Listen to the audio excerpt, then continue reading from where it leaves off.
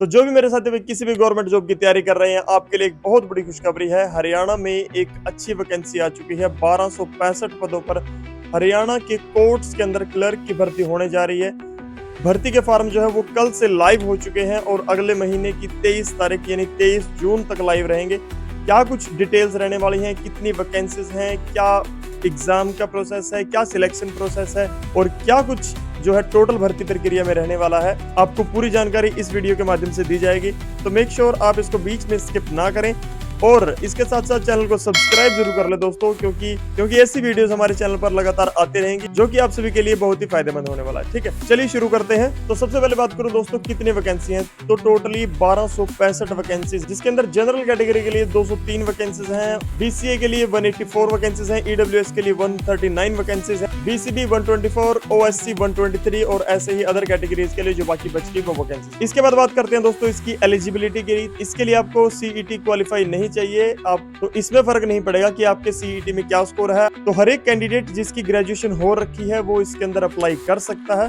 Graduation के साथ साथ आपको दोस्तों 10th क्लास में मैट्रिक में Hindi as a compulsory subject होना चाहिए। ठीक है, यानी हिंदी आपके पास हो और इसके साथ साथ आपकी ग्रेजुएशन हो। ठीक है, सीईटी हो या ना हो वो कोई मैटर नहीं करेगा अगर आप इस भर्ती में अप्लाई करना चाहते हो। इसके बाद दोस्तों बात करते हैं एज लिमिट की कि कितनी एज लिमिट चाहिए। हर कैंडिडेट जिसने ग्रेजुएशन कर रखी है और आपकी एज 18 से लेकर 42 वर्ष तक है तो आप इसके अंदर अप्लाई कर सकते हो। इसके अलावा जो भी रिजर्व्ड कैटेगरीज हैं एससी बीसी, उनके लिए 5 साल की रिलैक्सेशन या जो रिलैक्सेशन उनके मिलती है, जो रिलैक्सेशन उनको मिलती है वो रिलैक्सेशन उनको दी गई है।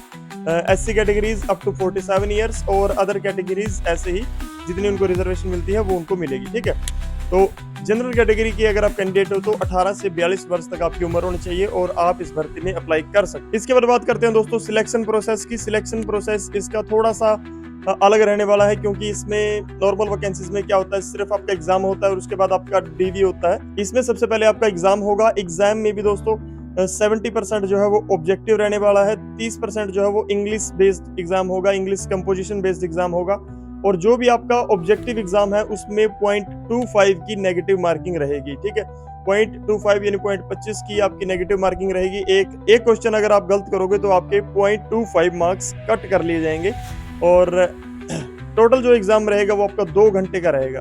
ठीक है, यानी 100 नंबर का एग्जाम होगा, 2 घंटे का एग्जाम होगा जिसमें आपको नेगेटिव मार्किंग देखने को मिलेगी। ठीक है, तो इसमें गलती की कोई गुंजाइश बचती नहीं है। तो आपको एग्जाम में ज्यादातर वही क्वेश्चन करने होंगे जिसमें आप 100% श्योर हो। तुक्के वगैरह थोड़े आपको कम लगाने पड़ेंगे ताकि ज्यादा नंबर आपकी कटे ना। तो सबसे पहले जो सीबीटी होगा, जो कंप्यूटर बेस्ड एग्जाम होगा, जिसमें 70% जो हिस्सा है उसमें आपकी जीके आ जाएगी, आपकी रीजनिंग आ जाएगी, मैथ आ जाएगा, हिस्ट्री पॉलिटी जो सब्जेक्ट होते हैं वो आ जाएंगे।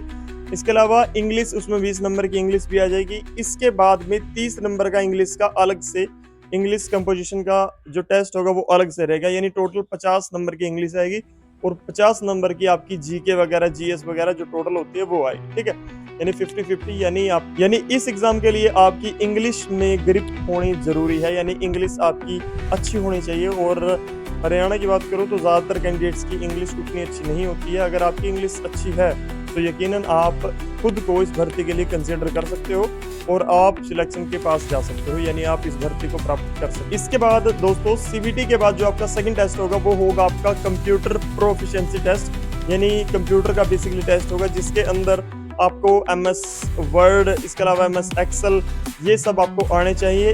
इसके साथ साथ आपको इंग्लिश की टाइपिंग भी आनी चाहिए। ठीक है, 30 वर्ड पर मिनट आपकी टाइपिंग स्किल होनी चाहिए, यानी टाइपिंग स्पीड होनी चाहिए जो कि और ये स्पीड बहुत नॉर्मल है दोस्तों। आप 2-3 हफ्तों की लगातार प्रैक्टिस से 20-30 की स्पीड आप 30-32 की स्पीड आप आराम से हासिल कर सकते। अगर आप 2-3 हफ्ते किसी भी कंप्यूटर पे बैठकर आप टाइपिंग करते हो तो 30 की स्पीड आप नॉर्मली गेन कर सकते हो, 30 की स्पीड आपकी नॉर्मली आ जाएगी। ठीक है, तो टाइपिंग वाला टेस्ट जो है वो ज्यादा मुश्किल नहीं है, कंप्यूटर वाला जो टेस्ट है वो आपका ज्यादा मुश्किल नहीं है। सबसे ज्यादा डिपेंड करेगा कि आप मेन एग्जाम में आप कितना स्कोर कर पाते हो, उसी के बेस पर आपका सिलेक्शन होगा। ठीक है, इसके अलावा दोस्तों जो नेक्स्ट टेस्ट होगा आपका वो डीवी होगा या मेडिकल टेस्ट होगा। ठीक है, डॉक्यूमेंट वेरिफिकेशन, अगर आपके डॉक्यूमेंट सारे ऑथेंटिक हैं तो आपको ज्यादा घबराने की जरूरत नहीं है, आप आराम से डॉक्यूमेंट वेरिफिकेशन पास कर लोगे। और रही बात मेडिकल की तो उसमें ज्यादा कोई दिक्कत आती नहीं है, नॉर्मल कोर्ट का मेडिकल है, बिल्कुल नॉर्मल मेडिकल होगा, ज्यादा घबराने वाली उसमें कोई बात है नहीं, ठीक है। इसके बाद दोस्तों बात करते हैं फीस की, तो फीस इसमें थोड़ी सी ज्यादा रहने वाली है। अगर आप जनरल कैटेगरी से बिलोंग करते हो, मेल कैंडिडेट्स के लिए फीस रहेगी 1210 रुपए के आसपास,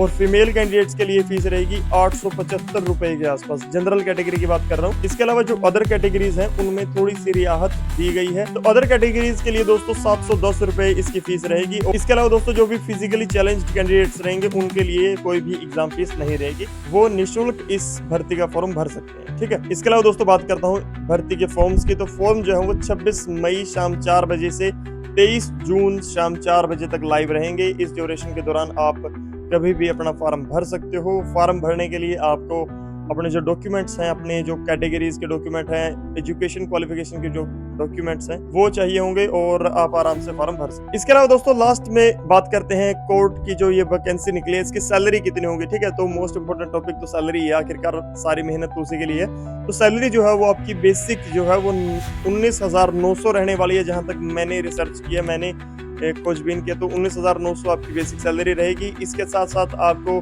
हरियाणा सरकार के अंदर जो भी एरियर्स या जो भी एक्स्ट्रा जो एड ऑन्स मिलते हैं वो सारे मिलेंगे। HRA, मेडिकल, सारे राशन वगैरह ये सारे भी मिलेंगे। तो टोटल 19,900 आपकी बेसिक रहेगी, और ओवरऑल या ग्रोस सैलरी जो आपकी वो 34-35 हजार के आसपास आएगी, ठीक है।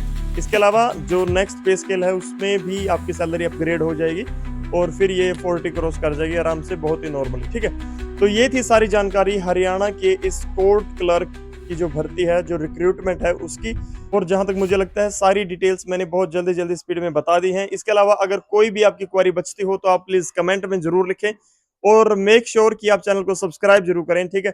आप सबका सपोर्ट बहुत जरूरी है। Thank you for watching this video. जय हिंद, जय भारत।